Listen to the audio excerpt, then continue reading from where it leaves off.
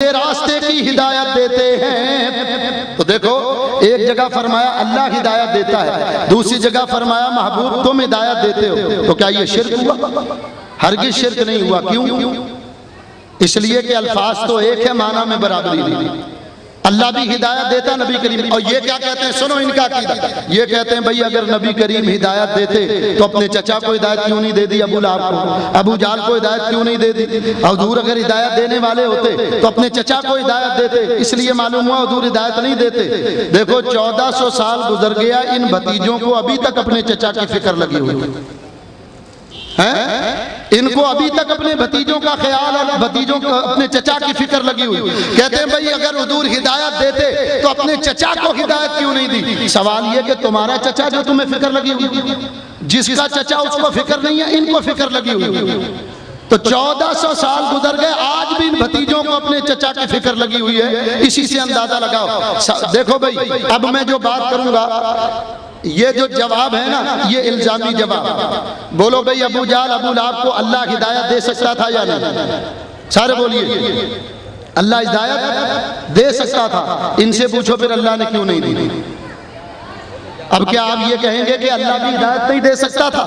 یقیناً تم یہ کہو گے بھئی اللہ ہدایت دے سکتا تھا لیکن اللہ نے چاہا نہیں۔ تو سوچو یہ بات، جب اللہ نے یہ نہیں چاہا کہ ابو جہل اور ابو لہب کو ہدایت دی جائے، جب اللہ نے نہیں چاہا تو میرے مصطفیٰ نے بھی نہیں چاہا۔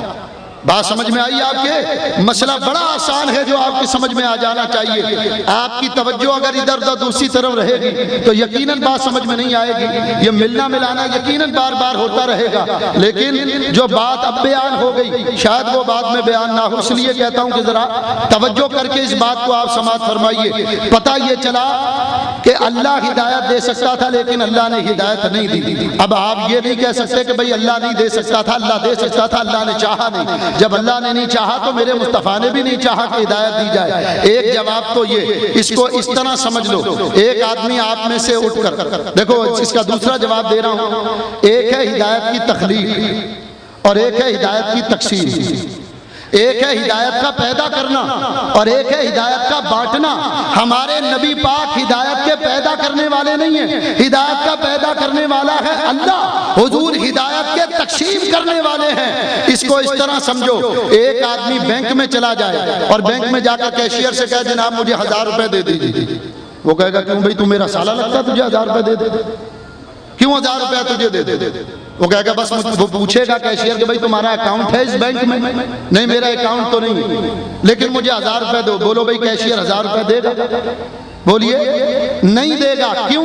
وہ یہ کہے گا کہ بھئی تمہارا اکاؤنٹ یہاں پر نہیں۔ اب وہ آدمی یہ کہنا شروع کر دے کہ کیشیئر دے ہی نہیں سکتا، اگر دے سکتا ہوتا تو مجھے نہ دے دیتا، تو اس کا یہ کہنا درست نہیں ہوگا۔ کیشیئر کہے گا بھئی میرا تو کام ہی پیسے دینا ہے، صبح شام لاکھوں روپیہ لوگوں کو دیتا ہوں، لیکن دیتا ان کو ہوں جن کا یہاں پر میرے بینک کے اندر اکاؤنٹ کھلا ہوا ہے۔ بلا مثال و تشبیہ، مثال سمجھنے سمجھانے کے لیے ہے۔ ہمارے نبی پاک ہدایت دیتے ہیں لیکن اس کو دیتے ہیں جس کے لیے اللہ نے ہدایت کو پیدا کیا ہے۔ میرے مصطفیٰ اس کو ہدایت دیں گے جس کے لیے اللہ نے ہدایت کو پیدا کیا۔ صدیق اکبر کے لیے ہدایت کو پیدا کیا، میرے مصطفیٰ نے ہدایت دی۔ فاروق اعظم کے لیے پیدا کیا، میرے مصطفیٰ نے ہدایت دی۔ عثمان غنی کے لیے ہدایت کو پیدا کیا، میرے مصطفیٰ نے ہدایت دی۔ مولا کائنات کے لیے ہدایت کو پیدا کیا، میرے مصطفیٰ نے ہدایت دی۔ ابو جہل اور ابو لہب کے لیے اللہ نے ہدایت کو پیدا ہی نہیں کیا تو میرے مصطفیٰ ہدایت کیسے دے؟ بات سمجھ میں آئی؟ اللہ اکبر۔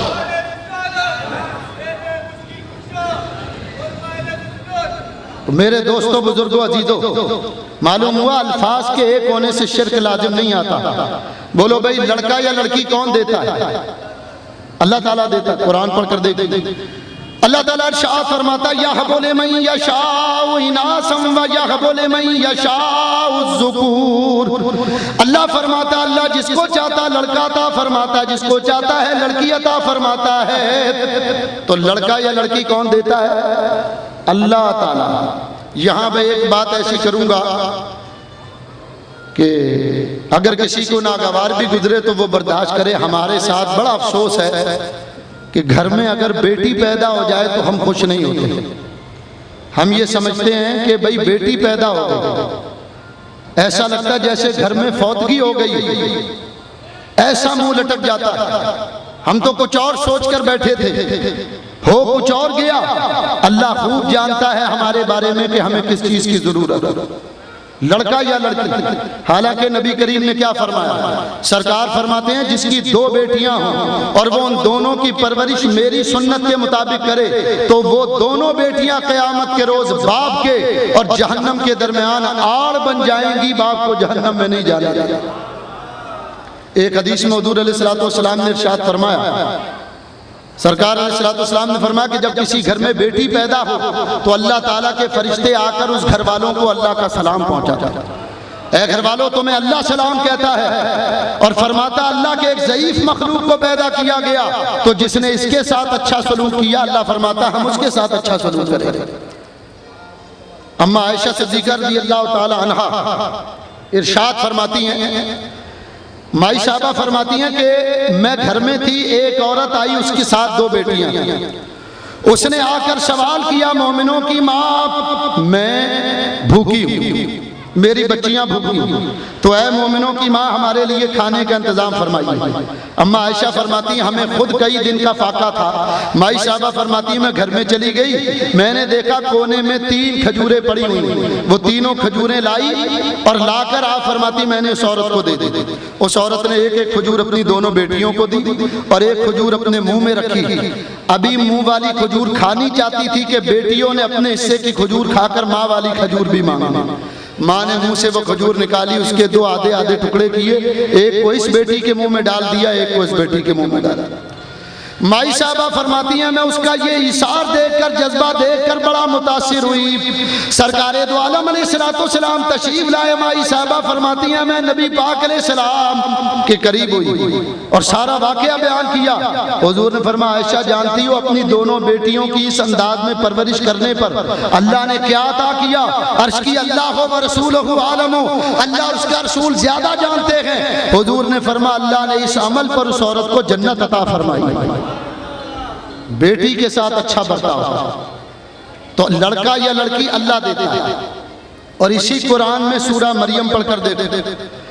حضرت جبریل امین حضرت مریم کے پاس پہنچے، حضرت مریم نے پوچھا آپ کون ہیں؟ قالا انما انا رسول ربک لاہب لک غلاما زکیا، فرمایا میں تیرے رب کا بھیجا ہوا ایلچی ہوں، تجھے پاکیزہ لڑکا دینے کے لیے آیا تاکہ میں تجھے دوں، ستھرا بیٹا عطا دوں۔ اور جبریل ہمارے نبی سے کیا رشتہ ہے؟ علامہ نبانی فرماتے ہیں انما جبریل خلق لخدمت النبی صلی اللہ علیہ وسلم، جبریل تو پیدا ہی نبی کریم کی خدمت کے لیے ہوئے۔ اب سوچو جب نبی کا غلام جبریل بیٹا دے سکتا ہے تو پھر میرے مصطفیٰ کیوں نہیں دے سکتے؟ میرے مصطفیٰ لڑکا یا لڑکی کیوں نہیں دے سکتے؟ اب یہ پتہ کیا کہتے ہیں ہمارے مخالفین؟ یہ کہتے ہیں اگر حضور لڑکا یا لڑکی دینے والے ہوتے تو اما عائشہ کو نہ دے دیتے۔ اما عائشہ کو تو حضور نے نہیں دیا، اگر حضور لڑکا یا لڑکی دینے والے ہوتے تو اما عائشہ کو دے دیتے۔ ہم ان سے کہتے ہیں تمہیں قیامت تک کا ٹائم دیتا ہوں، میں پھر اپنے دعوے کو دہراؤں گا۔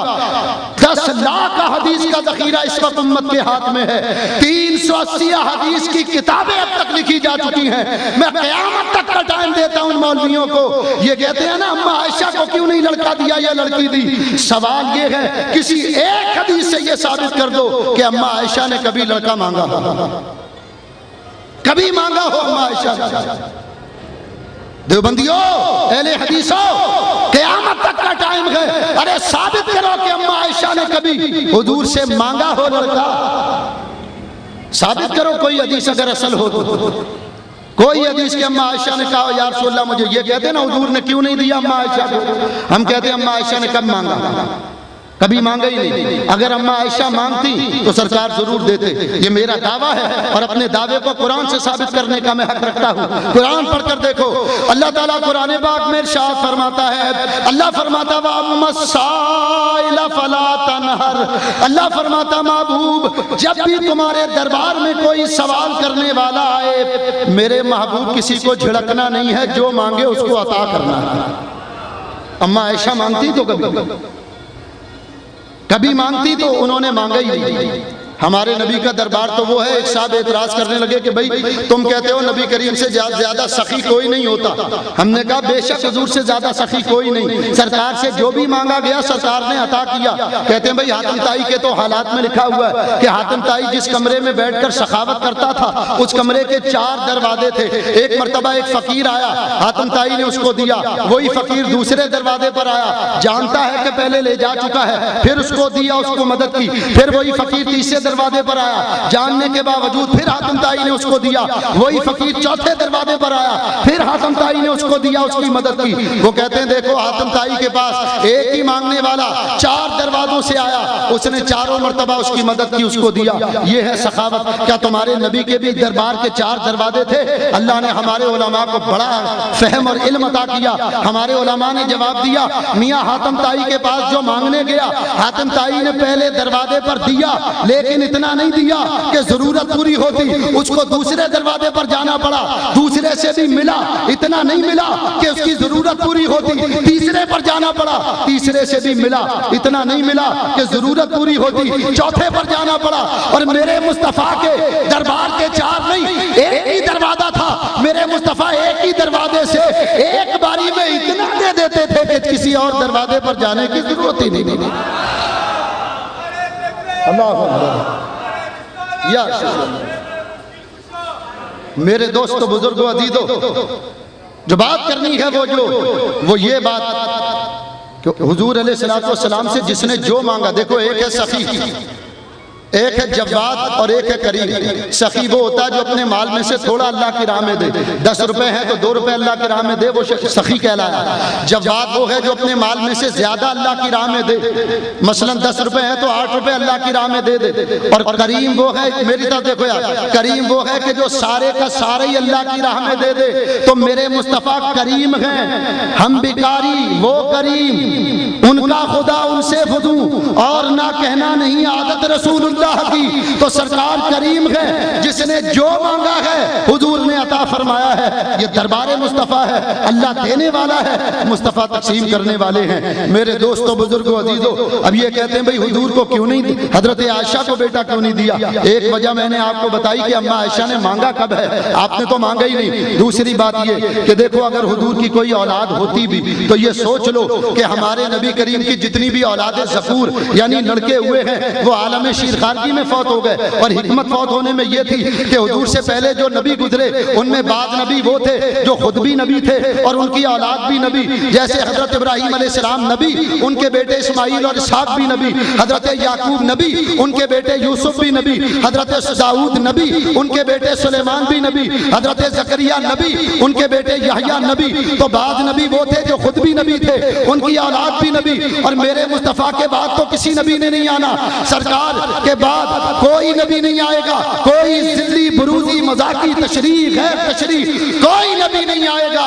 حضور پر دروازہ نبوت کو بند کر دیا گیا ہے, سرکار آخری نبی ہیں. سوچو حضور کا کی اولاد ذکور جوان ہوتی, ان کو یقیناً نبوت نہیں ملنی تھی, لوگوں کو اعتراض کا موقع ملتا. پہلے نبی خود بھی نبی تھے, ان کے بیٹے بھی نبی, اور یہ کیسے نبی ہیں, خود تو نبی ہیں لیکن بیٹا نبی نہیں. تو اللہ نے اولاد ذکور دی ہی نہیں کہ نہ اولاد ہوگی نہ میرے مصطفیٰ پر کسی کو اعتراض کا موقع ملے. اور دوسری حکمت یہ تھی ما کان محمد ابا احد من رجالکم, فرما محمد تم میں سے کسی مرد